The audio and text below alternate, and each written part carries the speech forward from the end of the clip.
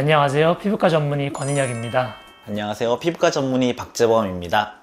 자, 이번 시간에는 이제 박재범 원장과 이중턱과 그리고 부위올렛에 대해서 알아보는 시간을 가질 텐데요. 먼저 이중턱이 생기는 이유는 무엇입니까? 자, 이중턱이 생기는 이유는 몇 가지가 있을 수 있어요. 가장 흔한 원인은 살쪄서. 살찌다 보니까 뭐 볼에도 살이 붙고 턱에도 살이 붙으니까 늘어진 거죠. 약간 저 같은 경우죠. 네. 이거 외에도 또 뼈 구조적인 문제가 있을 수 있어요. 이 턱뼈가 그냥 선천적으로 작은 사람도 있어요. 여기도 작고 또 턱이 무턱인 사람들은 이게 뒤로 빠져 있으니까 맞아요. 살이 별로 없어도 이게 이제 다 아래로 내려와서 여기가 축 처져 보이는 그런 게 있을 수 있고, 또 다른 원인으로는 이제 나이가 들다 보면은 피부에 탄력이 떨어져요.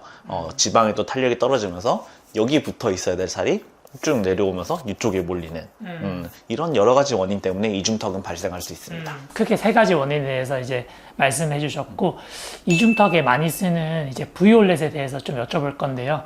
부위올렛은 어떤 주사인가요? 자, 부위올렛은 국내 유일하게 지방 파괴 효과가 입증된 약물로 지금 현재 KFDA에 승인이 되어 있습니다. 부위올렛의 주성분이 데옥시콜산이란 건데, 이거는 담즙산, 우리 쓸개에서 나오는 거 있죠.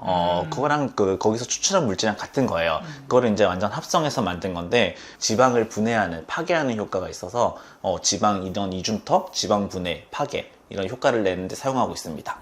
그러면 이런 부위올렛은 일반 윤곽주사랑 어떤 차이점이 있을까요? 이제 윤곽주사 병원마다 없는 데가 없죠. 네. 다 성분이 약간씩은 다르겠지만 대부분의 메인 성분은 아미노필린 이라는 성분이 아마 있을 거예요.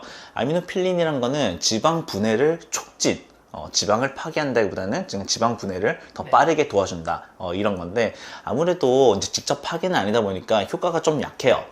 그래서 윤곽주사를 아무리 뭐 맞아도 효과가 별로 없었어요. 이런 환자분들 되게 많잖아요. 그러다 보니까 약간 효과가 떨어진다. 그리고 이제 병원에 따라서 조금 더 효과를 내기 위해 스테로이드를 좀 섞는 경우가 있어요. 그럼 아무래도 효과가 좋아지겠죠? 스테로이드가 이제 지방이 들어가면 지방이 좀 파괴되고 위축이 되잖아요. 효과는 잘 나와요. 근데 큰 부작용이 있죠. 맞아요. 여자분들 같은 경우는 생리불순 오는 경우를 흔하게 있는 것 꽤 같아요. 흔하게 보는 것 같아요. 그래서 이런 주사를 맞을 때는 조금 조심할 필요가 있다. 이렇게 얘기 드리고, 이제 부위올렛 같은 경우에는 지방에 이제 우리가 이중턱에 맞는다 했을 때 놓게 되면은 이쪽에 지방의 염증을 만들게 되고, 그 염증이 결국 지방을 파괴시키는 그런 원리인데, 이제 맞고 나서 불편감을 조금 설명해 드리면은, 맞고 만약에 오늘 낮에 맞았다 하면은 그날 밤 되면은 이제 약간 붓기 시작할 거예요. 붓고 욱신욱신 거리는 게 한 2, 3일 정도 지속되는 것 같고, 그리고 붓기가 빠진 이후에도 약간 만졌을 때 뭉침 같은 게 생겨요. 맞아요. 이게 길면은 3, 4주까지도 간다고 되어 있는데, 이거는 처음 맞았을 때 1회차 때 이게 현상이 제일 심하고, 저희가 이제 보통 한 달에 한 번씩 3회 정도를 맞는데 2회차, 3회차 이렇게 회차가 거듭될수록 그런 불편감은 점점점 작아지니까 처음에만 좀 불편하다. 맞아요. 이러시면 될 것 같습니다. 그럼 부위올렛이 이중턱에 대해서 이제 맞는 걸로 허가가 났는데, 이중턱 말고 다른 부위는 시술할 수 있나요? 이게 이제 효과가 나오는 원리를 살펴보면은 지방이 있는 곳에 다 놓으면은 효과는 잘 나올 거예요. 그럴 것 같아요. 무조건 효과는 나오는데, 문제는 안전성이죠. 이중턱에는 이제 나라에서 허가를 해줬기 때문에 우리가 시술을 해도 좀 안전하게 받을 수 있다, 이런 거를 이제 나라가 공인을 해준 건데, 만약에 이런 데 맞는다, 뭐 배에다 맞는다, 이런 효과는 나겠지만 혹시나 문제가 생겼을 때 이건 보호를 받을 수가 없거든요. 예. 그리고 부위올렛이 가장 유명한 부작용이 신경을 좀 파괴시키는 게 있어요. 그래서 이제 이런 데는 신경이 어디 있을지 예상이 안 되는데, 그런데 잘못 맞았다가 문제가 생길 수 있기 때문에, 저는 개인적으로 권장드리는 거는 일단은 허가 난 데부터 맞아보시고, 다른 부위도 이제 허가를 받기 위해 노력 중인 걸로 알고는 있거든요. 근데 허가가 나기 시작하면, 허가 나면은 맞는 걸로 추천을 드립니다. 부위올렛은 이제 어떤 분들에게 추천을 드리나요? 이제 이중턱 때문에 이제 많은 분들이 오시게 됐는데, 상담해 보면은 다른 데서 뭐 치료를 조금 받다 오신 분들도 있고 한 번도 안 해보신 분들도 있어요.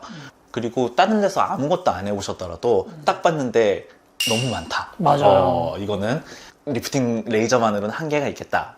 그런 분들은 부위올렛이랑 리프팅 시술 같이 해보시라, 이렇게 권해드리고 맞아요. 있습니다. 그런 분들은 아무래도 직접적으로 지방을 파괴해주는 게 뭐 하이프나 고주파를 지방을 파괴하는 것보다는 조금 더 효과가 좋을 것 같아요. 부율렛으로 확실히 파괴를 시켜야지 조금 그 보기에도 확 차이가 나게 줄어들 수 있을 것 같아요.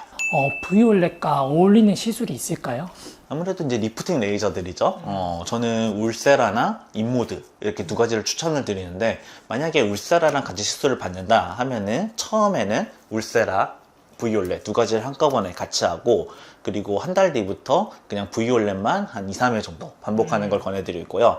인모드랑 같이 한다 했을 때는 인모드랑 부위올렛을 같이 세트로 한 달에 한 번씩 계속 반복하는 거, 이렇게 조합을 권해드리고 있습니다.